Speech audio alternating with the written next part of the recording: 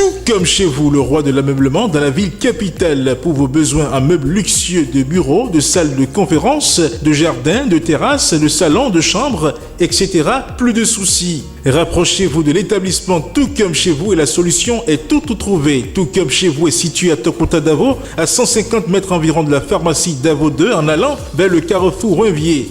Tout comme chez vous, c'est aussi à la place de l'unité d'Akonamboué. Contact 97 33 25 43 66 21 0022. Tout comme chez vous, venez à nous pour donner du goût à votre intimité. Vous avez besoin d'un espace publicitaire pour faire connaître votre société ou vos produits? Seul Guérit TV Monde peut vous satisfaire. Pour tout renseignement, contactez le 00229 91 19 10 10. Guérit TV Monde, le leader des web TV.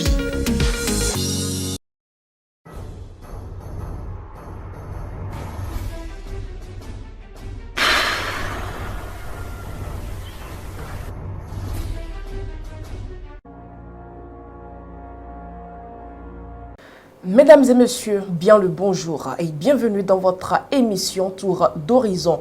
Dans la première rubrique, découvrons quelques titres des parutions du 7 août 2023.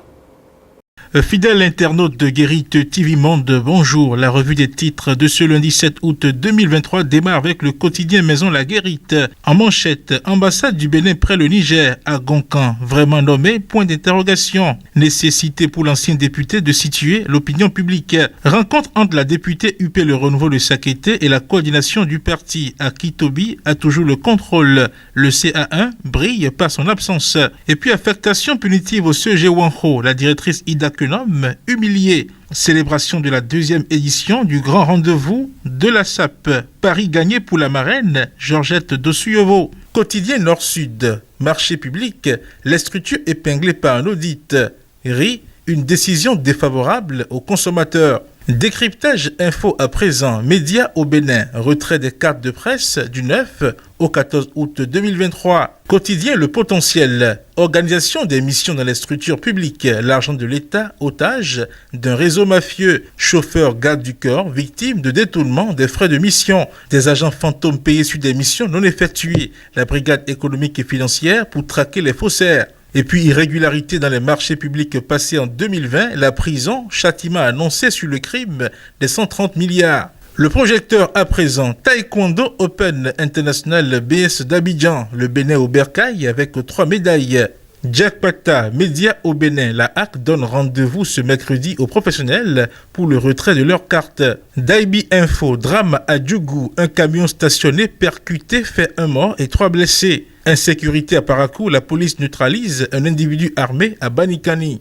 Dans le septentrion, quotidien d'Abarou, Bénin, les cartes de presse enfin disponibles. 2 morts dans des accidents de circulation. Kandi et Djougou ont traversé un sale week-end. Retour maintenant au quotidien Maison. Après l'inhumation de son père, Nestor Olori Togbé offre une réception inédite. Adresse aux jeunes africains, Edmond Agnidé, engagez-vous. Et puis demande de la carte de presse au Bénin, la HAC innove. Fidèle internaute de Guérit TV Monde, ce sera tout pour la revue des titres de ce lundi 7 août 2023. À demain.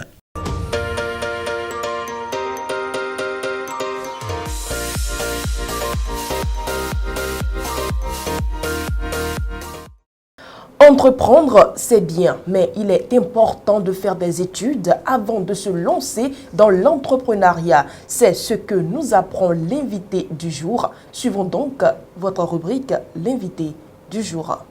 Aujourd'hui, je crois que tout le monde a compris qu'on doit aller à l'école.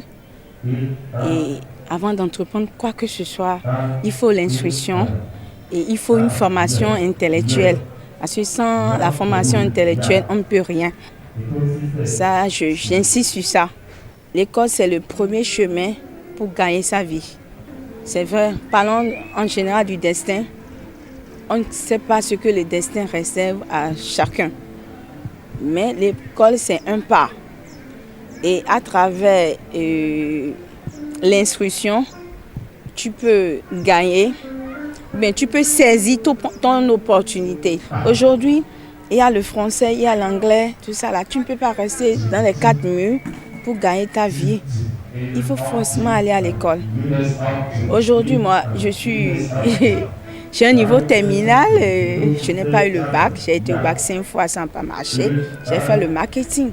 Mais aujourd'hui, je me retrouve dans le commerce à travers ma formation en marketing. Aux filles, je leur demande du courage et de reprendre. Parce que je me dis, si elles ont l'échec aujourd'hui, peut-être l'année prochaine, c'est pour avoir une mention. Parce que le niveau intellectuel maintenant, c'est pour les caler, c'est pas pour les moyens. Là, si on perd aujourd'hui, on peut gagner plus demain. Le forum de discussion du 7 août 2023, c'est dans un instant avec Charles Alban Daoui.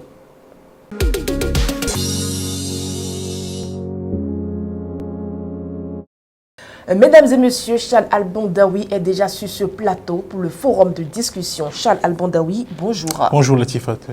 Carte de presse, le précieux sésame, enfin disponible. Oui, on peut le dire, avoir le communiqué que la haute autorité de l'audiovisuel et de la communication a rendu public le 4 août dernier. On peut dire oui, enfin, ce précieux sésame tant attendu par les acteurs des médias est enfin là. On se rappelle que ce fut un vrai chemin de combattants avant qu'on en arrive donc à cette carte de presse-là. Donc oui, la HAC demande aujourd'hui aux acteurs des médias de passer au siège de l'institution pour retirer bien ces cartes de presse-là à partir notamment de ce mercredi. Il faut noter que c'est un ouf de soulagement pour beaucoup de professionnels des médias qui longtemps ont été harcelés sur le terrain par des personnes, des autorités qui leur réclament leur carte de presse. Une carte de presse pour laquelle ils ont rempli les formalités, une carte de presse pour laquelle ils ont déposé des dossiers, mais qui malheureusement ne leur a pas été délivrée, pas à cause de leur faute, mais parce qu'il y avait une situation inexpliquée, une certaine, sans doute, lourdeur qu'on n'a pas compris. Donc c'est heureux qu'aujourd'hui ces cartes de presse-là soient disponibles, et je pense que les professionnels des médias s'en réjouissent déjà, et je pense que donc cette semaine, beaucoup pourront entrer en possession donc de ce précieux sésame-là pour pouvoir exercer la profession dans les règles de l'art. Il a fallu attendre 2 bonnes années pour voir l'aboutissement de cette délivrance de cartes de presse. Charles Alban Daoui, n'y a-t-il pas nécessité de réformer la procédure ? Absolument. Et je pense qu'aujourd'hui, ça fait partie des revendications que les acteurs des médias eux-mêmes portent à l'attention de la haute autorité de l'audiovisuel et de la communication. Vous voyez, on a comme l'impression que le secteur de la presse, en ce qui concerne la délivrance de cette pièce-là, est totalement en marge des réformes qui ont eu lieu au Bénin en matière de délivrance de pièces. Quand vous voyez aujourd'hui dans l'état civil, vous voyez la célérité avec laquelle on a des documents d'état civil. Quand vous voyez aujourd'hui la célérité avec laquelle on a des documents qui font acte de pièces d'identité au Bénin, quand vous voyez la célérité avec lesquelles, par exemple, les passeports sont délivrés aujourd'hui au Bénin, etc., etc., l'on s'étonne que la carte de presse qui constitue un outil précieux pour le journaliste, eh bien, qu'on passe si tant de temps avant de l'avoir. Le dernier appel qui a permis d'obtenir les cartes qui sont actuellement disponibles a été lancé bien, dans le 2e trimestre de 2021. Nous sommes là dans le 2e semestre de 2023. Donc ça fait 2 ans pleins bien, que les gens ont dû attendre. Quelle pièce aujourd'hui au Bénin bien, on demande et qu'on obtient 2 ans après? Si vous faites le point, il n'y en a plus pratiquement en dehors de la carte de presse. Donc je pense qu'il est temps bien, que la procédure de délivrance de cette carte-là soit réformée, soit revue et soit mise au pas bien, de tout ce qu'il y a comme pièces délivrées au Bénin et qui se fait aujourd'hui en un rien de temps, que ce soit le casier judiciaire, que ce soit la pièce d'identité, que ce soit l'acte de naissance, que ce soit le passeport. Je pense qu'il est temps que la carte de presse également s'arrime comment dirais-je, à la procédure, ou du moins aux procédures qui permettent d'avoir rapidement ces différentes pièces-là. Et je pense que c'est une tâche que doit accomplir la haute autorité de la communication, effectivement, avec le concours des acteurs de la presse, notamment des associations qui défendent les intérêts des journalistes. Donc, il n'y a même pas à discuter là-dessus. La réforme s'impose d'elle-même et il faut qu'à partir de la prochaine année, il faut que le prochain appel à attribution de cadre ou renouvellement soit fait soit plutôt fait dans une ambiance qui permette donc aux journalistes d'avoir en un rien de temps le cadre de presse pour ne pas avoir à attendre, pour ne pas avoir à réclamer, pour ne pas avoir à revendiquer, pour ne pas avoir à tempêter. Parce que oui, il faut le dire, les journalistes ont dû tempêter. On se rappelle des différentes initiatives qui ont été mises en place par les organisations de défense et intérêt des journalistes, juste pour rappeler que oui, on a besoin de ce précieux cisaillement. Donc je pense que pour le prochain appel qui sera lancé, il faut que les dispositions soient prises pour qu'on ne vive plus tout cela et qu'on ait les cadres de presse dans un temps vraiment raisonnable. Et l'autre réforme aussi, c'est de définir une durée.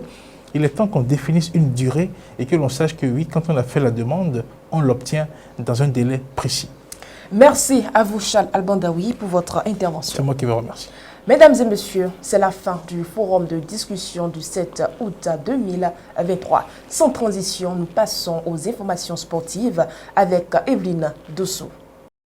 En sport, on parle des Guépards U20 du Bénin. Ce samedi 5 août 2023, l'atmosphère était électrique au stade Tata Raphaël de Kinshasa, alors que les U20 du Bénin affrontaient les homologues du Niger pour le match de la 3e place des Jeux de la francophonie. Les deux équipes ont livré un match intense et serré, mais au coup de sifflet final, le score était de 1 partout, conduisant à une séance de tir au but pour départager les équipes. Malheureusement, pour les supporters béninois, c'est le Niger qui a triomphé dans cet exercice stressant, remportant la séance de tir au but avec un score de 4-3. Le Bénin a donc terminé la compétition sur une fausse note, sans parvenir à décrocher une médaille au football. Le Niger, par contre, a quant à lui réussi à s'emparer de la médaille de bronze de la 9e édition des Jeux de la francophonie. Malgré cette défaite,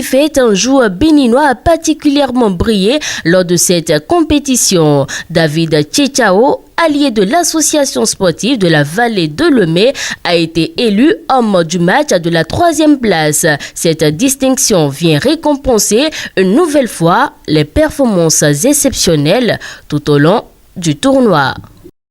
Mesdames et messieurs, nous sommes déjà à la fin de votre émission Tour d'horizon. Mais avant, sachez que la vie est courte. Souriez donc à celui qui pleure, ignorez celui qui vous critique et soyez heureux avec ceux qui sont importants pour vous. Excellente journée à vous en notre compagnie.